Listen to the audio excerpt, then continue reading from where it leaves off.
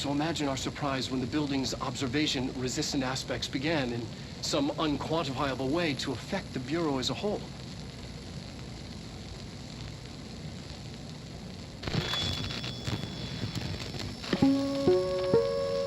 So far, FBC Firebreak has been leaning on the hesitant side. It's a simple enough idea. Players delve into the strange, uncanny, mysterious world of Remedy's control and its federal bureau, still under building-wide lockdown from the events of that game. Through the role of firebreakers, players pull their abilities together to fend off corrupted hiss and big bosses, and a post-it note monster called Sticky Ricky, before getting the hell out of Dodge on an elevator on a one-way trip to... well, no one knows. Back upstairs. Back to the title screen. But while I've been playing a ton of FBC Firebreak since launch and enjoying it a lot, returning to hit up new jobs on harder difficulties, one area where the game really does come into its own, one thing it kept reminding me was this. Remedy wouldn't make a game that they didn't need. So why did they make FBC Firebreak? And why are very few people seemingly sticking around to play it? Spoilers up first. I love Control. I love Remedy games. They're in a real sweet spot right now. Hits the shelves tomorrow. And I don't think this game needs to make a ton of money to be a success at all. It's more of what I'd call a spreading their wings title, expanding their horizons to see what else the studio is capable of. The general consensus online is that perhaps they should have stayed in their lane. They didn't need to release a service game, so to speak. That said, I don't want FBC Firebreak to go away, because I believe this game has huge potential. Remedy must know it, and I think I know a few ways to make it even better. FBC Firebreak is an online game that both works and doesn't work. It works because it's a Remedy game, and they're awesome and funny and dark and distressing and then cool again.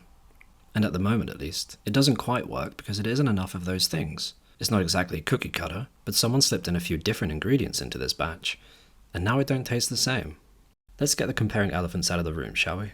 FBC Firebreak is a hell of a lot like Helldivers 2.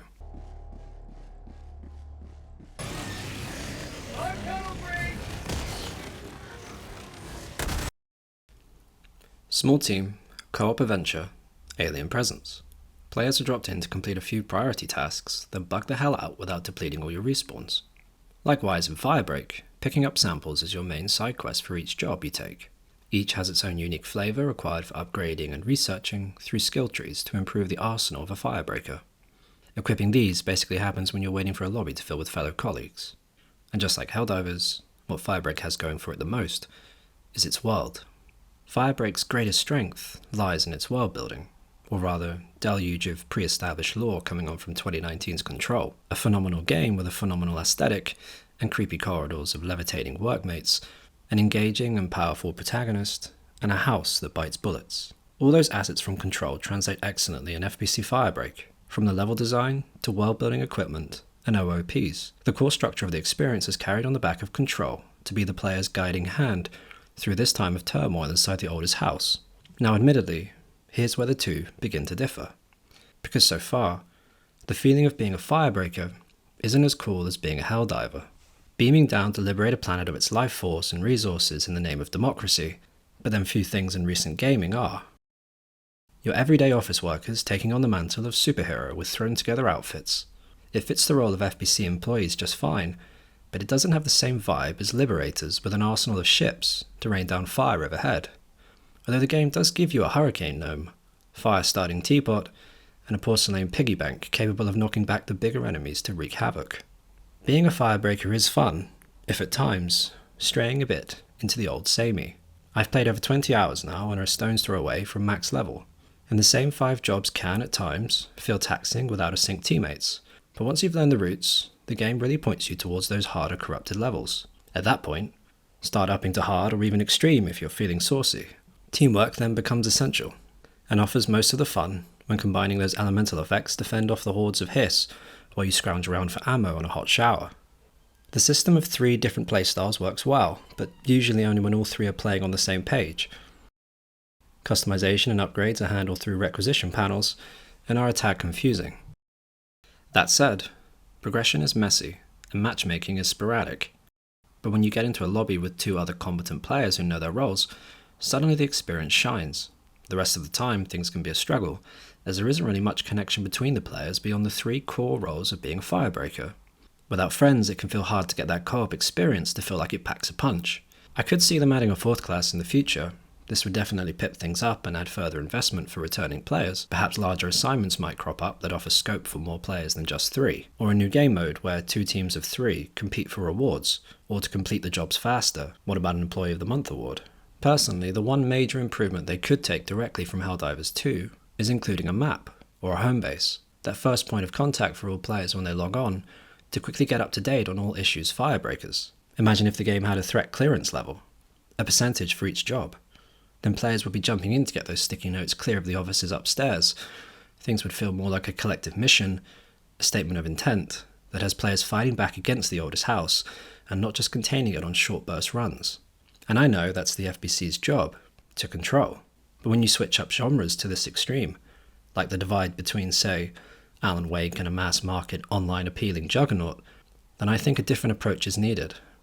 FBC Firebreak is a game in concept that works. It's a game that sounds so good in an elevator pitch. A real goer. From the elevator start that drops players into their clean-up jobs, to clearing the sections of pink goo, sticky notes and elevated hiss, to destroying objects of power, to running ass over head back to the elevator to bug out. It's easy to see why this game as a pitch is so surefire. Because it does fit. That's why Remedy made it. Now, I'm not defending the problems in this game. Just because I have a deep affinity to a title that the studio released in the past isn't my angle. Am I biased? Hell yes, everyone is. But as a fan of Remedy games, what strikes me clearly when I'm healing my buddies and fixing fans is that this could be a whole lot more me. More weirder. More Remedy. But that's actually a good thing, because that's the direction they can take, and I think it's the one the game sorely needs, because the oldest house still rocks. Remedy's universe is a wonderfully realised concept. Leaning on control allows this game to feel grounded within that world, because the oldest house never hit so damn hard.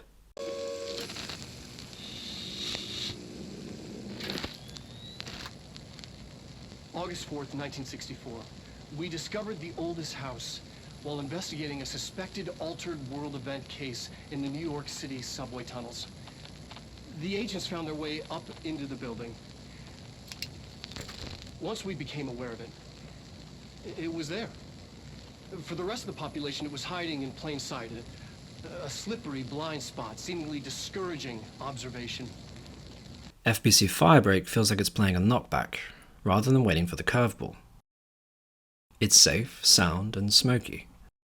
But it's also a lot of fun. That's if you're a patient sod like me who'll stick around beyond the 4 to 6 hours or so before Firebreak starts to open up. It's a little lacking in flair to begin, but it's intuitive enough to make it seem familiar after a dozen games, at least to fans of Helldivers 2 and other modern online shooters. Yet the biggest criticism I have so far, and it's one that comes purely from the view of a rose-tinted Remedy fan who's been eating well for a number of years, is that it doesn't go far enough into the rabbit hole. The illusion and fistfuls of superb storytelling that Remedy is known all around the world for. Now I know it's not the goal. They've stated that's not what FBC is trying to do. But I think from this point, what's needed to keep even a fan like myself casually dependent on coming back would be new jobs, whole new sectors of the oldest house to fight off and explore, but also something a bit more interconnected.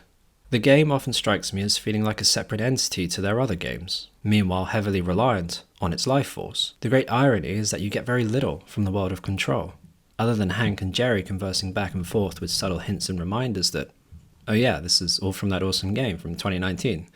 These appear to get more nuanced and varied the higher level you progress. FBC would benefit greatly from a sense of story or narrative, with perhaps seasonal cutscenes that crescendos into a big fight that happens inside the oldest house from time to time, which in turn, full tinfoil hat here, leads somehow to helping lift the lockdown from Remedy's Control too. That's what I'd do. FBC Firebreak often feels like it's the most disconnected part of the Remedyverse. Perhaps this has to do with the lack of big budget funding that would have allowed them to really delve into a fully fledged co-op narrative experience. I know this means more resources to grow the game through longevity, but that's part of the instruction manual for these types of games. The game is going to support a content map to bring you back inside the corridors of the oldest house over the coming months, and the team seem well committed to making that vision come true. Remedy aren't ready to give up just yet, and I'm not either. Nowadays I spend so much of my gaming time in single-player worlds that to spend more time elsewhere online, the experience really has to feel unique, a one-of-a-kind moment to move it or lose it, otherwise you lose me.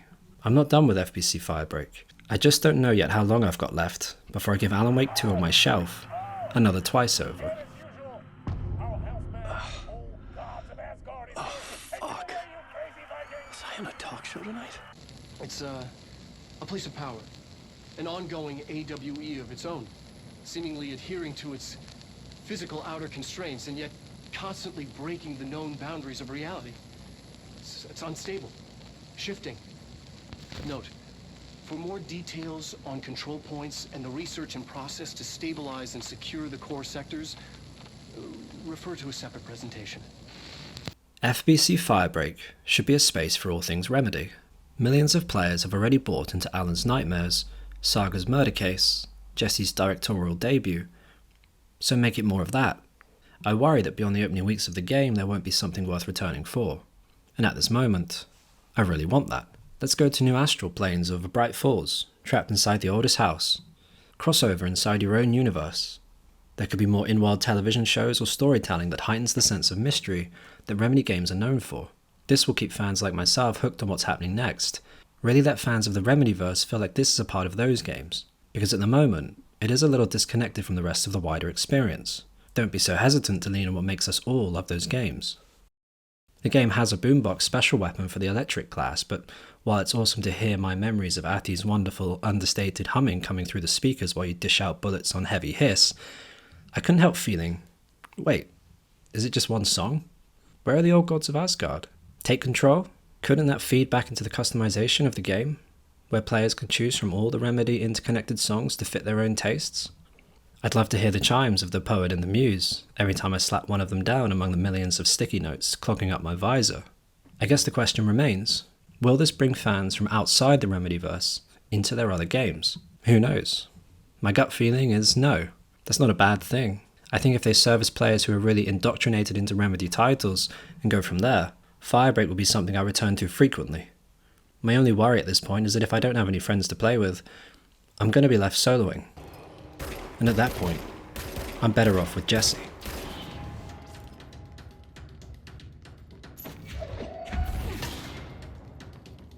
After extensive research and investigation, the Bureau made the building its headquarters on November 13th, 1968. The Federal Bureau of Control was never out in the open. This was always an obfuscated, classified top-secret operation.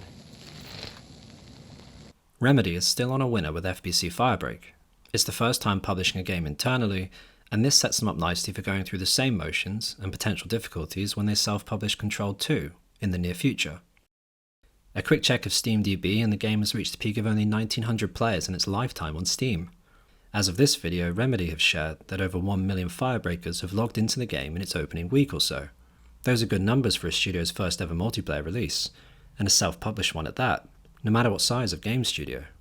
But how many of those million will stay? That's one of those time-related issues, and the great burden of all wannabe online bonanzas to keep the cogs turning. The decision to launch straight into Game Pass and PS Plus was smart and more than constructive. It shows a studio that knows itself so very well, they've probably already ordered 3 dinners ahead of time.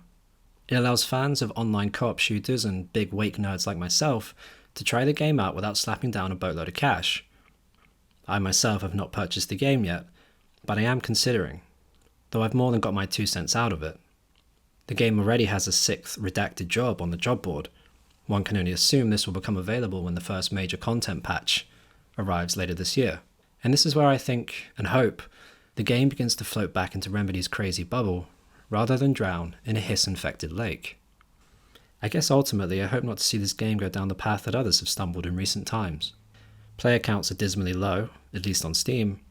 Most of the players I've played with have been on Xbox. Maybe this says more about the power of Game Pass. But it's incredible that a studio like Remedy can multitask to this extreme. Firebreak isn't just an experiment. It's part nosedive, part leap of faith. They know they have the goods when it comes to storytelling and mystifying the player with whichever major project they opt to release next. But to see them try their hand at the always online shooter, it's both refreshing and a clear indicator that they can cater to multiple audiences at multiple times. With time, who knows how far they can take it. I'm hoping it'll drop me off somewhere near Bright Falls and a resort holiday by the lake. Is it just a stopgap between titles, Possibly. Does that matter? Not to the player. What matters and speaks loudest is what FBC Firebreak says for itself this evening, when I hit up another lobby.